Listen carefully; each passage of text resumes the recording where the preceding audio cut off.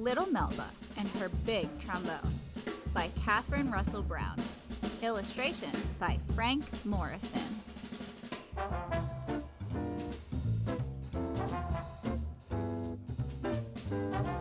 Spread the word. Little Melba Doretta Liston was something special. The year she was born was 1926. The place was Kansas City, where you could reach out and feel the music. The avenues were lined with jazz clubs, street bands, and folks harmonizing on every corner. All the hot music makers made sure they had a gig in KC.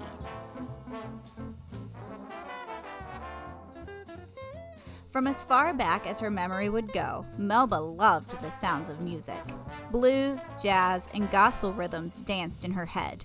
The plink of a guitar, the hum of a bass, the thrum-thrum of a drum, the ping-pang of a piano, the tremble of a sweet horn.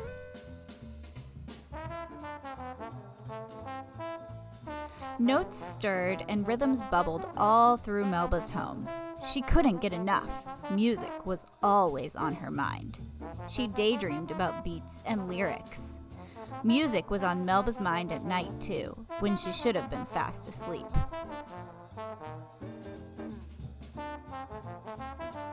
Melba loved to hum along with the radio. Sometimes the music sounded so good she cupped her ear to the majestic and closed her eyes. She especially loved Fats Waller, with his growly voice and booming piano. The player piano came alive when Melba's kinfolk stopped by. While Melba pedaled, her aunties danced around the room.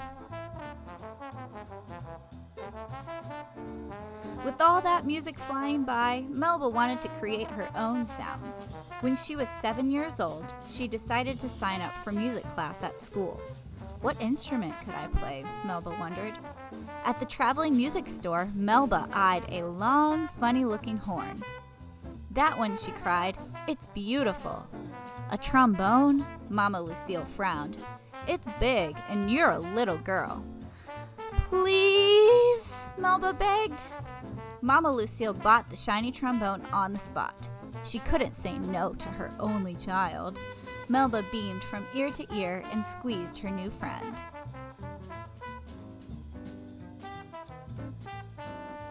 That night on the porch, Melba listened to Grandpa John play his guitar. This time, she had her own music maker. Grandpa John showed Melba how to cradle the horn. She tried to push out the slide, but her arm was too short. She had to tilt her head sideways and stretch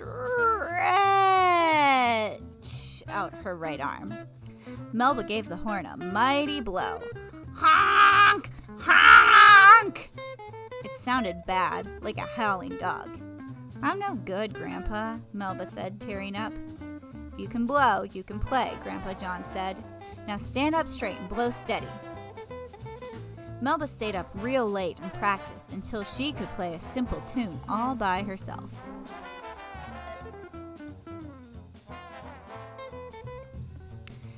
Even with her keen ear, teaching herself to play the trombone was no piece of cake. But Melba kept blowing her horn, getting better day by day. The cool brass of the horn felt swell on her fingers. Before long, Melba and her horn were making magic. She was only 8 when the local radio station invited her to play a solo. Mama Lucille and Grandpa John were so proud as they watched little Melba play her big trombone.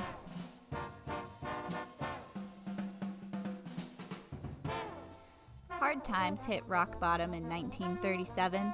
That's when Melba and her mother moved to Los Angeles. The long train ride took them 5 states west and worlds away from Kansas City. Melba's new teachers discovered that she was as smart as a whip. Her test scores were so high, the principal skipped her up from 6th grade to 8th.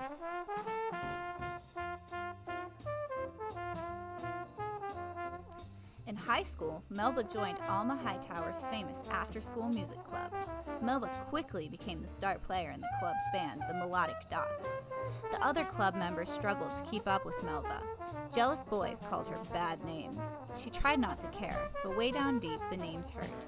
Melba used her horn to turn all those hurt feelings into soulful music. Melba's talent kept growing. She began writing music too. Then, in 1943, when she was 17, Melba was invited to tour the country with a new band led by trumpet player Gerald Wilson. "Go meet the world," Mama Lucille said, and hugged Melba goodbye. "You have my blessing." Melba could feel it in her bones. The jazz scene was calling her name.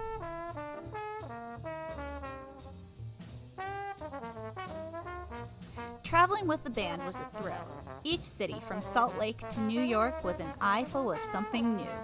Melba became a master musician. She composed and arranged music, spinning rhythms, harmonies, and melodies into gorgeous songs.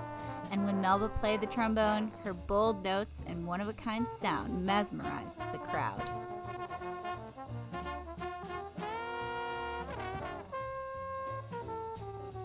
Still, Melba was lonely. She was the only woman in the band. Some of the men were cruel. Others acted as if she wasn't there. Melba let the music in her head keep her company. Rough times came when Melba traveled down south with singer Billie Holiday and her band. Some white folks didn't show good manners toward folks with brown skin. Hotel rooms were hard to come by, and the band members often had to sleep on the bus. Restaurants didn't always want their business. In the clubs, audiences sometimes just sat and stared at the band, or didn't show up at all. Discouraged, Melba almost walked away from her trombone for good. But Melba's fans wouldn't let her quit. By the 1950s, all the cool jazz musicians wanted some Melba magic. Dizzy Gillespie, Duke Ellington, Quincy Jones, and more. They wanted to be on the bandstand with Melba and her divine horn. They wanted to play Melba's music. Melba and her music trotted around the globe, dazzling audiences and making headlines in Europe, the Middle East, and Asia. All her life, Melba kept composing and arranging music, kept making her trombones sing. Spread the word, Melba Doretta Liston was something special.